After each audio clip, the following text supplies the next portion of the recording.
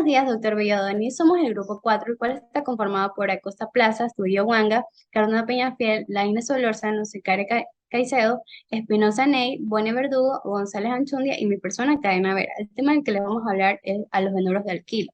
Los halogenuros de alquilo son compuestos orgánicos en los cuales un átomo de carbono con hibridación sp3 se lanza covalentemente a un halógeno que puede ser flúor, cloro o bromo. El enlace R unido a X, donde R es el radical y X es el halógeno, es polar, y por tanto los halogenuros de alquilo pueden comportarse como electrófilos.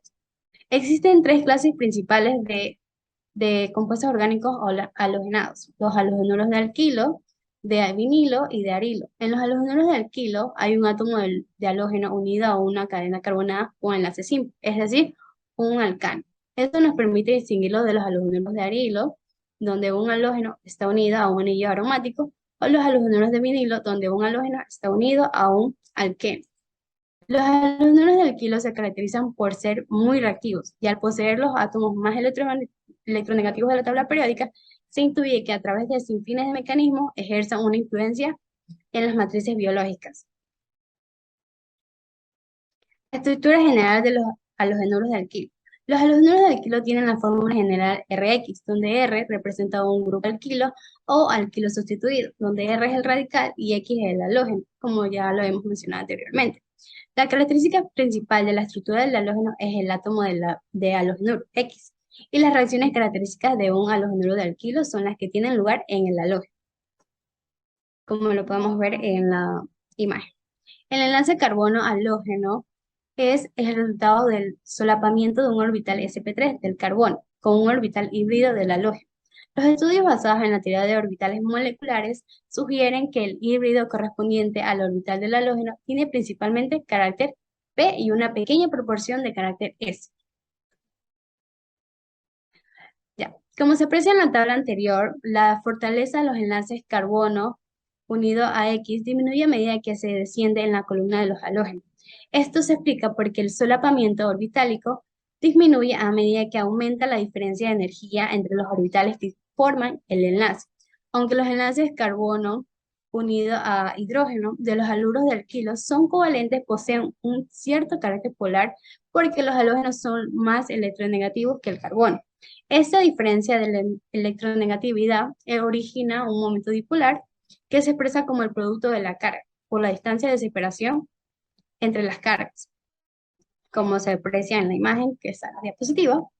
La distancia lleva asociada a una dirección y por lo tanto los momentos dipolares son vectores.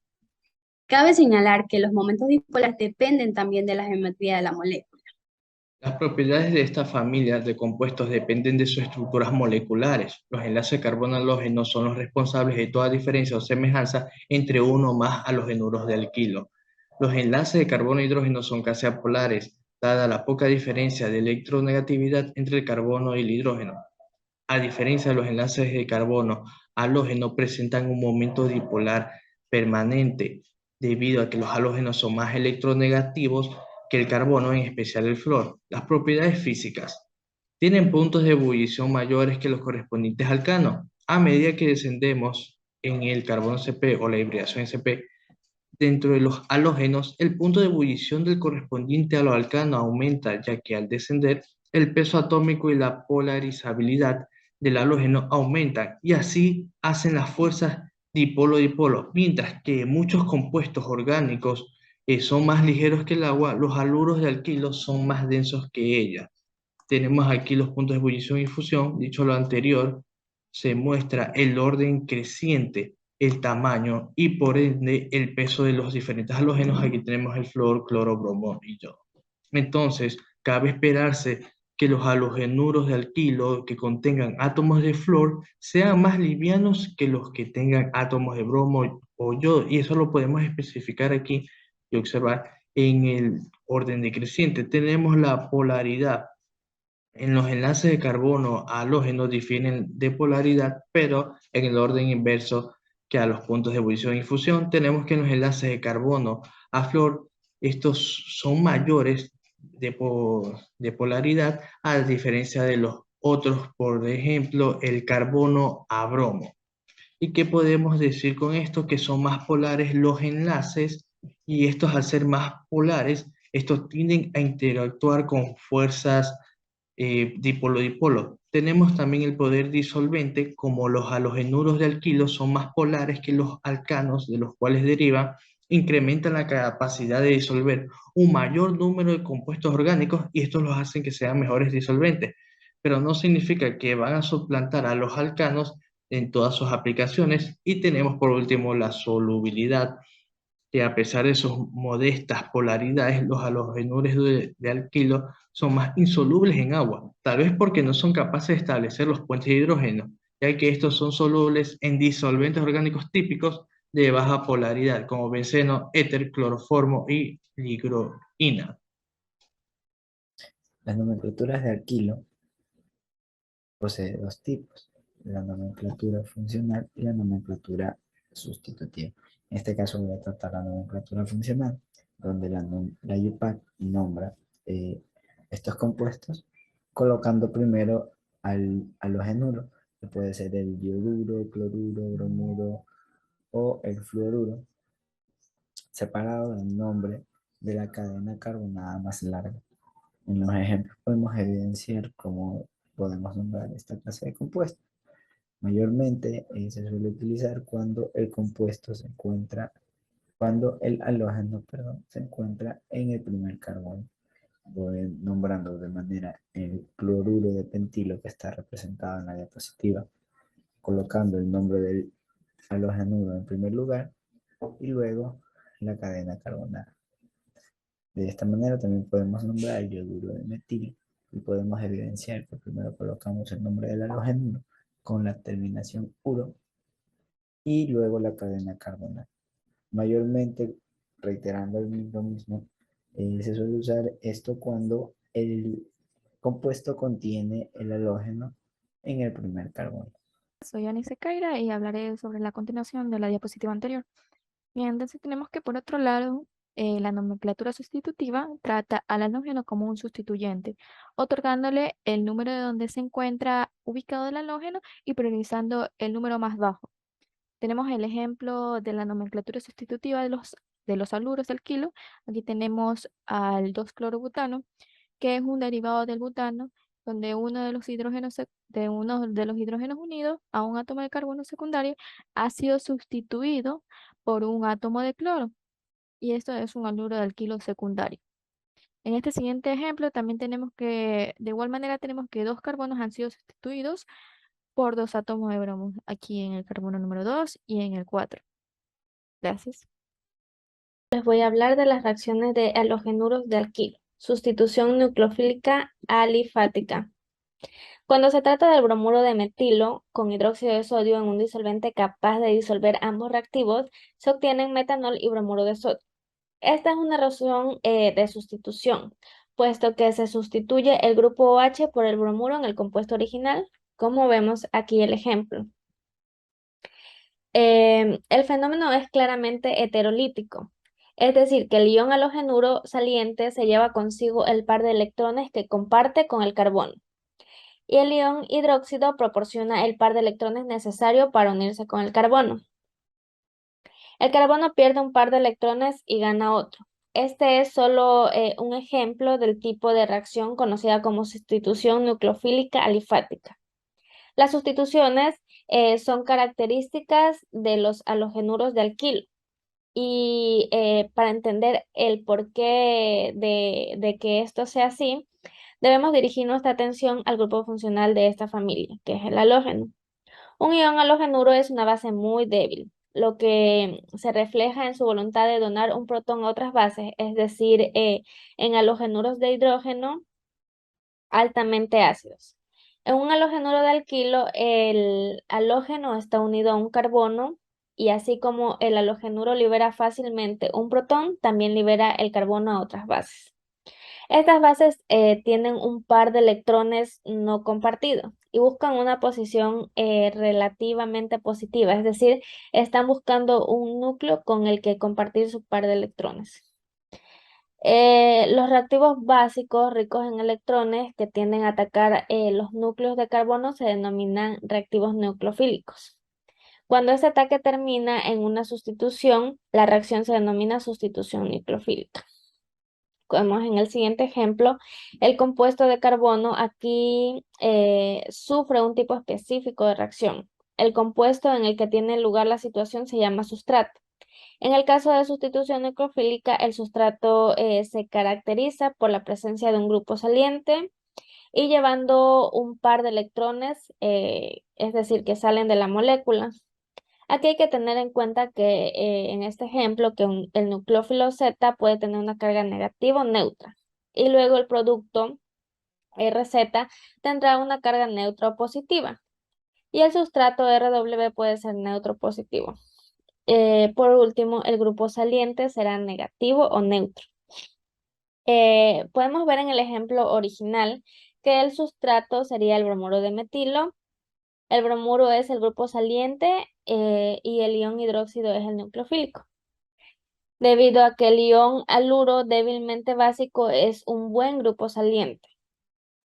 Los haluros de alquilo son sustratos excelentes para la sustitución nucleofílica.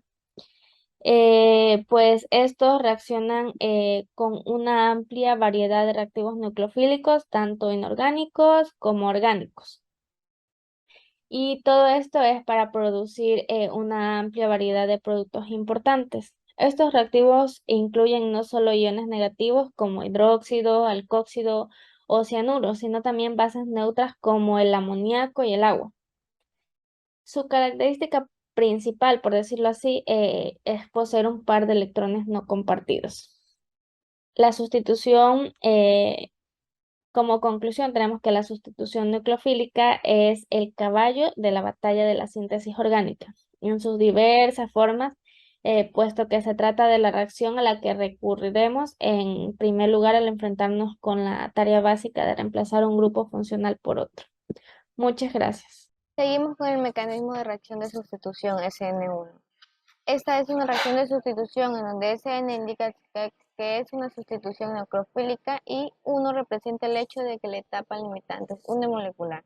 También se dice que es una reacción de sustitución de primer orden en el cual necesitamos un nucleófilo más un sustrato que se encuentra aquí, lo que es el grupo saliente, que puede ser el bromo, el cloro, el yodo, el flúor, y nos da como resultado un producto más un grupo saliente. Debemos tener en cuenta que para que una reacción se dé, el grupo saliente, que en este caso sería el bromo, debe tener carga electronegativa y el carbono debe ser electropositivo para que exista un enlace polarizado. También tenemos que tener en cuenta que el carbono debe tener una hibridación sp3, que vemos que sí se da porque si no tiene hibridación sp3, no podremos realizar el mecanismo de sustitución SN1. Ya. Esto se separa por dos etapas. La primera es cuando el bromo o el grupo saliente se desprende de la molécula y se dice que esa es la etapa de mayor energía y la más lenta. Aquí en este de aquí vemos que el bromo ya salió y nos dejó una molécula con hibridación sp2 y da la oportunidad que el neutrófilo ingrese ya sea por el lado izquierdo o derecho. Como observamos aquí, el neutrófilo va poco a poco y es la etapa más rápida, la verdad. Y aquí ya tenemos una molécula. Se dice que esta reacción se da por el método exotérmico porque los reactivos primeros tienen mayor energía que el producto de la reacción. Y el resultado siempre nos va a dar una mezcla racémica. Tenemos otro ejemplo aquí. Dice, cuando dos bromos 3-metilbutano se calienta, refluja en etanol, se obtiene una mezcla de 2-estox y 3-metilbutano. Tenemos el primer paso que es la formación del carbocato. Tenemos al bromo, que se va a ir desprendiendo del carbono, dejándonos una molécula plana para que así el neutrófilo, que en este caso es el etanol, ingrese, dándonos resultado esta. El paso número 3, ya para dejar ordenado, es la pérdida de electrón. Es decir, esta de aquí pierde el hidrógeno y el hidrógeno se une con el bromo que fue ya antes separado de la molécula, dándonos así resultado hidrógeno y bromo más un 2-etoxi-3-metilbutano. Mecanismo de reacción de sustitución SN2. En la química orgánica, las reacciones que se llevan a cabo se hacen a través de varios mecanismos. Uno de ellos es por mecanismo de reacción de sustitución nucleofílica SN2, también conocida como sustitución nucleofílica bimolecular. Es un tipo de sustitución donde un par de electrones libres de un nucleófilo ataca a un centro electrofílico y se enlaza a él, expulsando otro grupo denominado grupo saliente. En consecuencia, el grupo entrante reemplaza al grupo saliente en una etapa. Dado que las dos especies reaccionantes están involucradas en esta etapa limitante lenta de la reacción química, esto conduce al nombre de sustitución nucleofílica bimolecular o SN2. Como vemos en la pantalla, en el gráfico, el nucleófilo se representa con signo negativo y tienen un par de electrones libres que buscarán compartir y formar enlaces. La velocidad creciente de sustitución depende del halogenuro, sea menos o más reactivo. Como en este caso el yodo tiene enlace más débil, este será el mejor grupo saliente. Los fluoruros de alquilo tienen el enlace más fuerte al carbono, por ende es el peor grupo saliente. Veamos el ejemplo 2, en la que el mecanismo consiste en el ataque del nucleófilo al carbón, que contiene grupo saliente. Este carbono presenta una polaridad positiva importante debido a la electronegatividad del halógeno. Al mismo tiempo que ataca el nucleófilo, se produce la ruptura del enlace carbono-halógeno, obteniéndose así el producto final. Como vemos en su estado de transición de la SN2, tiene la siguiente forma. Como vemos en el gráfico, el nucleófilo ataca el lado opuesto al halogenuro. La velocidad de sustitución varía según si el halogenuro se encuentra en un carbono primario, secundario o terciario. Entre más sustituyentes haya en el carbono, más complicado será que el nucleófilo pueda romper los enlaces del halogenuro para poder formar su enlace, ya que forma barreras para el nucleófilo. Su velocidad elemental es proporcional al producto de las concentraciones de los reactivos. Así, la velocidad del SN2 depende de la concentración del sustrato, en este caso CH3 yodo, y del nucleófilo OH con una carga negativa. Es por ello una reacción bimolecular. Mecanismos de reacciones de eliminación. La eliminación en química orgánica se refiere a la pérdida de dos átomos o grupos de una molécula. Son posibles tres tipos de mecanismos para una reacción de eliminación. Tenemos el mecanismo de eliminación unimolecular, el mecanismo de eliminación biomolecular y el mecanismo de eliminación unimolecular base conjugada. Bien, el mecanismo de eliminación unimolecular, también conocido como E1, es un mecanismo que se divide en dos etapas. En la primera etapa, que es la etapa lenta, se forma el ion carbenio. Ion carbenio es una especie química que contiene un átomo de carbono con una carga positiva. Y en la segunda se pierde un protón y se forma el doble enlace. Es unimolecular porque en el estado de transición de la etapa que determina la velocidad del proceso interviene una única especie, el cual es el sustrato. Mecanismo de eliminación biomolecular, también conocida como E2. Es un mecanismo concertado implicado en la ruptura y formación de varios enlaces simultáneamente. La protonación por la base ocurre al mismo tiempo que la pérdida del grupo saliente. Tanto el sustrato como el nucleófilo participan en la única etapa del mecanismo de eliminación biomolecular. La reacción es biomolecular porque la base y el sustrato participan en el estado de transición de la única etapa de reacción. Y por último tenemos el mecanismo de eliminación unimolecular base conjugada E1CB. Este es un mecanismo que también es dividida por dos etapas. La primera etapa es la base que puede extraer un átomo de hidrógeno en beta para formar un carbanión. Los carbaniones tienen un par de electrones no compartidos y tienen carga negativa. Y en la segunda etapa, que es la etapa lenta, la marcha del grupo saliente del intermedio carbaniónico formado inicialmente genera el alqueno producto de la reacción. Es unimolecular porque en el estado de transición de la segunda etapa, que es la etapa lenta, solo interviene una especie, el cual es el carbanión. A continuación, presentamos unos ejercicios. Voy a hablar sobre las eliminaciones E1 y E2. Para comenzar, voy a hablar sobre unos ejemplos. de eliminación normal, donde podemos ver una base, una sustancia con un buen grupo saliente, donde tenemos que ver exactamente dónde son los puntos rojos, el H y el grupo saliente, que no puede estar al mismo lado y se va a reaccionar contra una base que nos va a dar por resultado un doble enlace de carbono y carbono, donde nos va a dar también un subproducto de un ácido generado por la eliminación. Ahora voy a hablar sobre una E2, donde tenemos que dibujar la molécula tridimensional y también tenemos que ver la molécula en esta posición, que es una posición específica, donde tiene que estar, que se llama posición anti. Para una eliminación E2 debe estar en esta conformación. ¿Por qué? Porque la base se va a enlazar al hidrógeno que este enlace del hidrógeno se va a unir hasta antilazante este carbono y se va a romper el enlace del grupo saliente, dando por resultado esta molécula donde vemos que hay un doble enlace y como tenemos aquí las dos R's que están hacia adelante van a pasar aquí R y R y las dos hidrógenos que están hacia atrás van a pasar H y H. ¿Cómo saber cuando es una eliminación E2? Porque es estero específica, dos moléculas de sustrato con el grupo saliente y la base, por lo tanto al haber dos moléculas en el estado de transición es una eliminación de segundo orden. Por último voy a hablar sobre una eliminación unicelular E1, donde vemos que es similar a la E2, ya que tenemos aquí que los dos, tenemos R de este lado hacia adelante y R acá también hacia adelante, sabemos que es una cis. Pero si la giramos 180 grados nos puede dar otra molécula donde vemos que R pasó atrás y el hidrógeno hacia adelante, dándonos HR y RH.